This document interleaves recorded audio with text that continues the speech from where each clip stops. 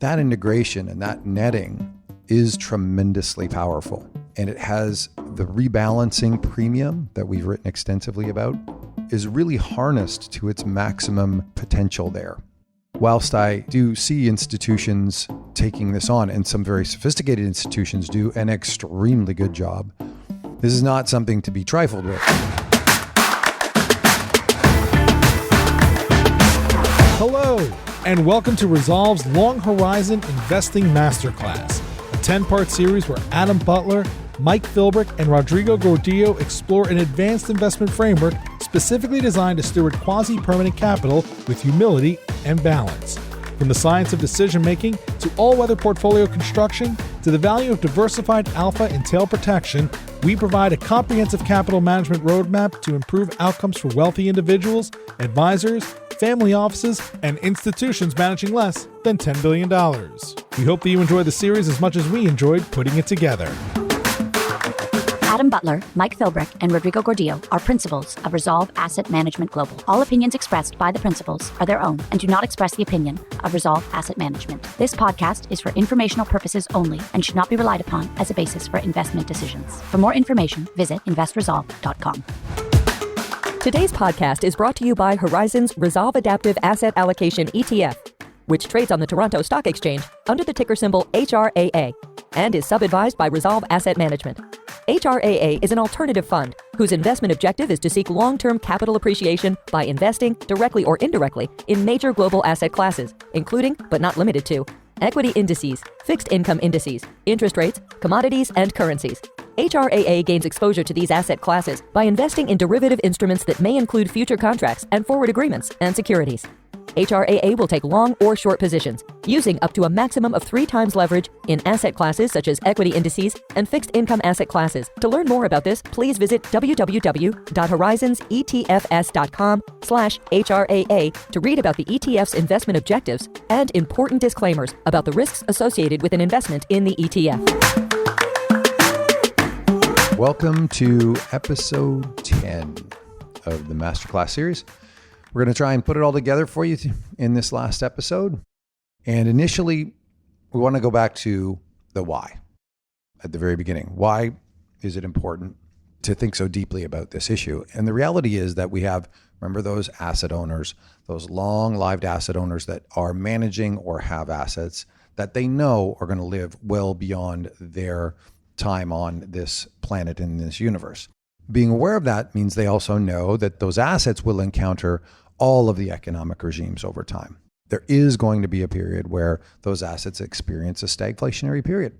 So when you think about this over multi-decade periods of time, you really have to think about, okay, how am I going to be prepared for that? And then if I'm going to be active about anything, how am I going to think about prediction or adding value to that portfolio? And then lastly, when all else fails and we have a massive liquidity crunch, how else might I think about preserving my wealth in that inevitable potential earthquake in financial markets? So we've talked long and hard about that. Now probably it's time to talk about how. The assembly instructions. That's right, yeah. So this is where the rubber hits the road. So we start with the risk parity portfolio, global risk parity. The futures markets offer the greatest diversity of liquid instruments that you're likely to find anywhere in terms of getting exposure to all of the major economic risks and sources of return that are available in markets. The other great thing about futures is that they provide for inexpensive leverage. Let's go back and talk about a traditional portfolio or how most investors think about this problem. You've got a set of liabilities, maybe it's retirement, maybe it's plan beneficiaries that you need to sustain funding for over many, many decades. And this required return exceeds the risk-free rate. So you can't just invest it all in cash or treasury bonds and achieve the return you need. You've got to go out the risk curve. And most investors, and this includes institutions and individuals, they go out the risk curve by sacrificing diversity. They move away from bonds and into concentrated positions in equities. And for some institutions and high net worth investors, that includes stuff like private equity, private credit. By moving out that risk curve, it's worth noting that you're also adding leverage to the portfolio. Because, for example, the S&P 500 has about 2-to-1 leverage based on the debt to equity on the weighted average book value of S&P 500 firms. Private equity firms take out an enormous amount of leverage in order to boost the returns to the funds and therefore the performance bonuses to the GPs. Not to mention private real estate.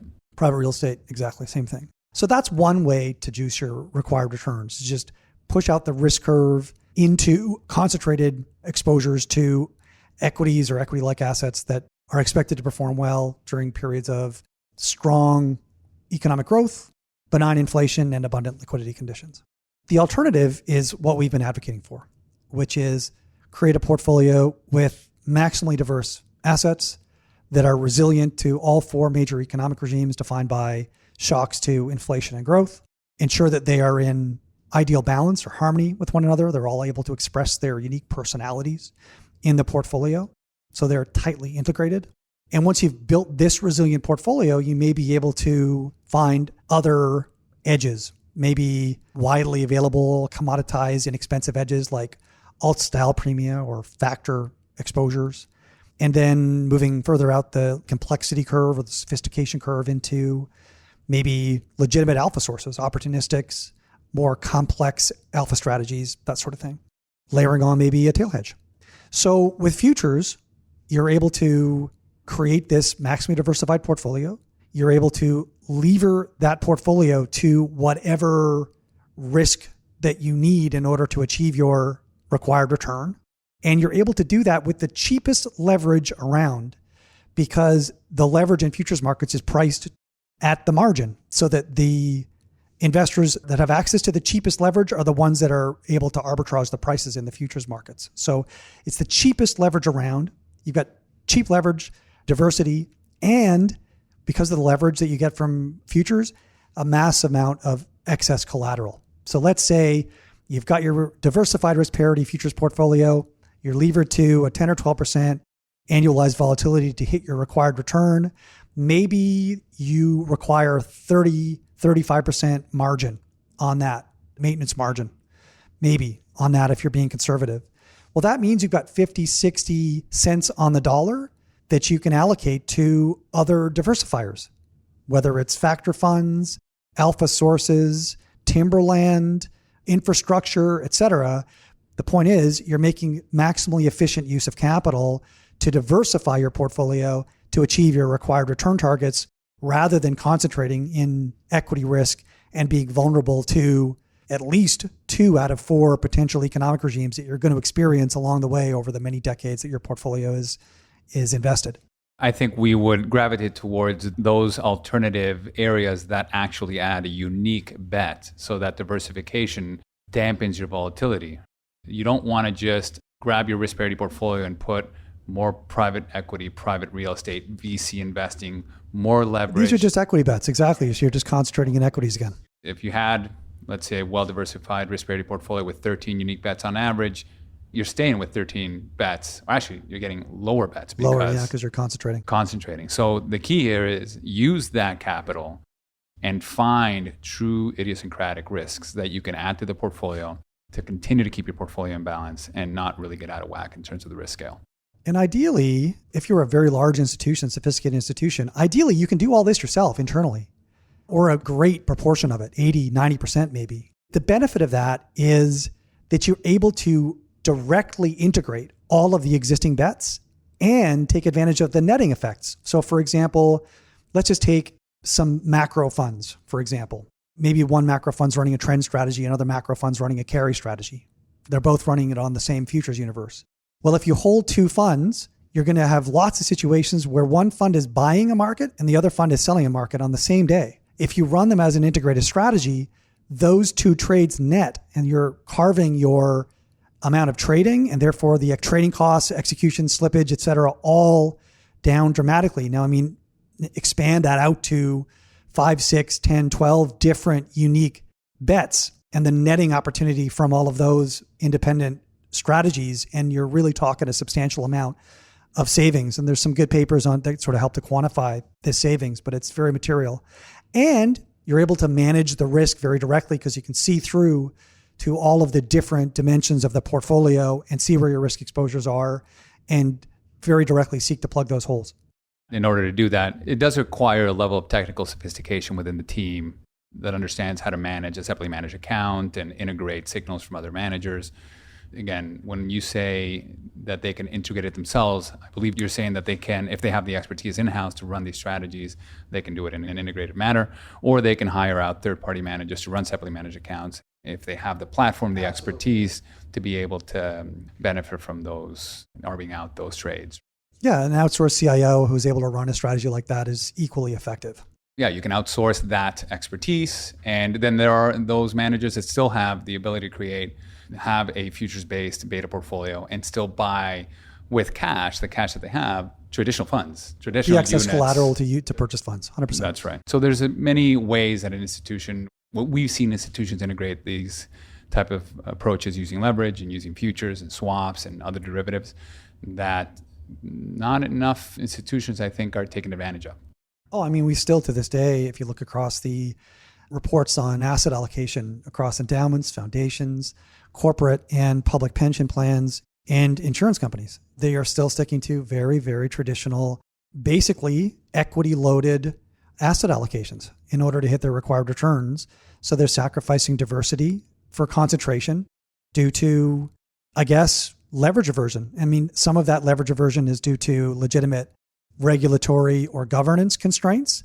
Those regulatory and governance constraints work directly against investors' ability to get into a resilient portfolio that is designed to weather the ups and downs over the decades from different economic regimes, so that you're not doing investors any favors. Where you have the power to nudge boards into allowing more progressive strategies that incorporate reasonable amounts of leverage, I think that is a worthwhile governance action.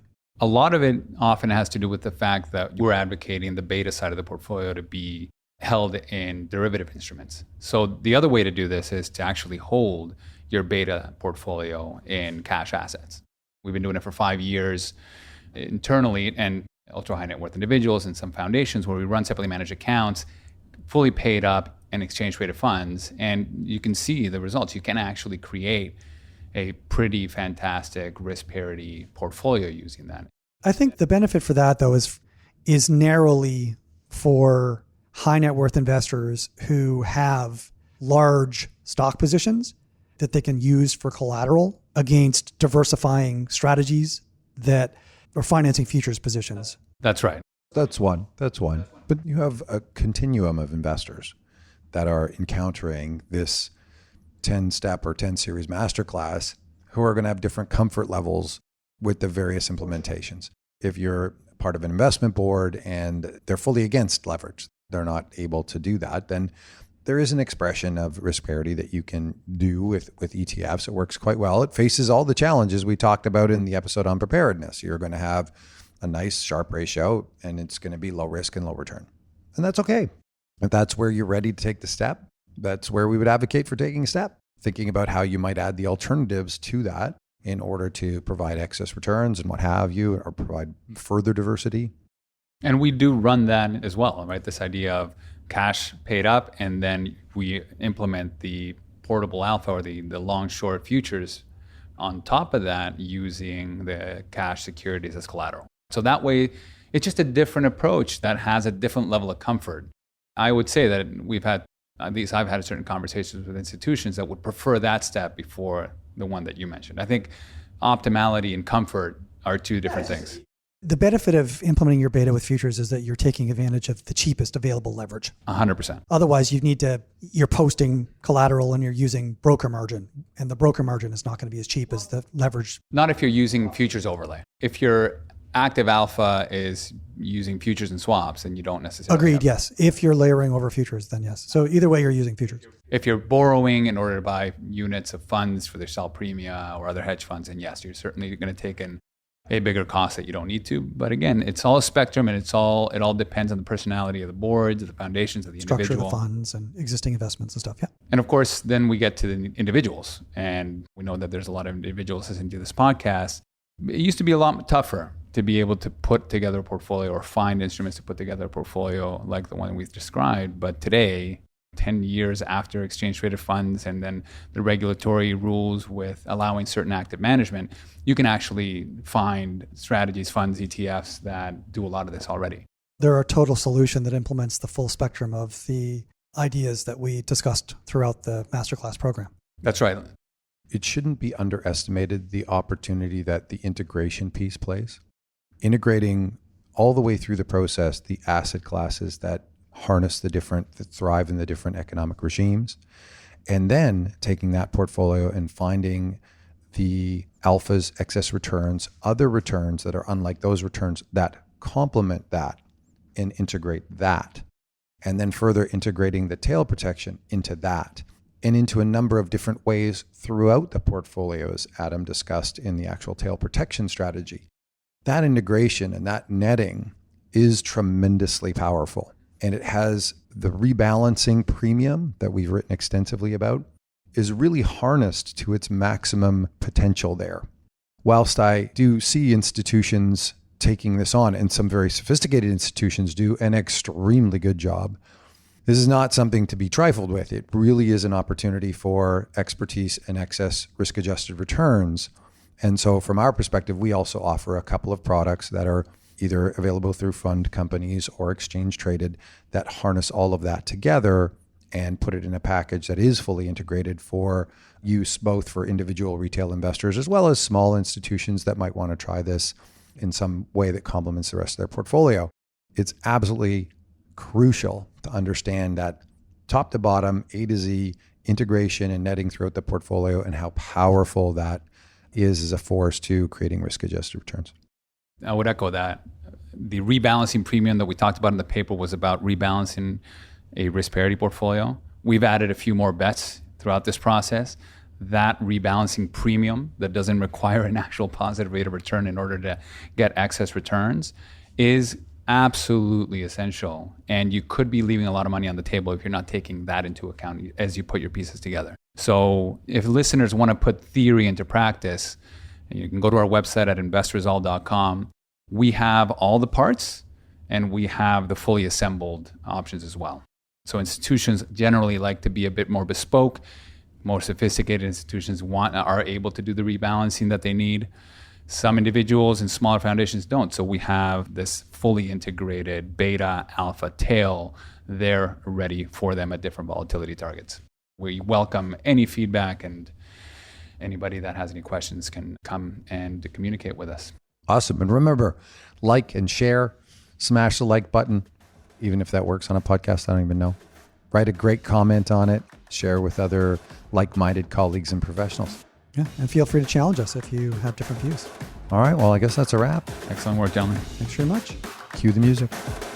Thank you for listening to our masterclass. You will find all the information we highlighted in this episode in the show notes at investresolve.com/podcasts. You can also learn more about Resolve's approach to investing by going to our website and research blog at investresolve.com, where you will find over 200 articles that cover a wide array of important topics in the area of investing. If you're really enjoying the series and learned something new and believe that our series would be helpful to others, we would be incredibly grateful if you could leave a review on iTunes and hit the share button to share the knowledge with friends. Thanks again, and see you next time.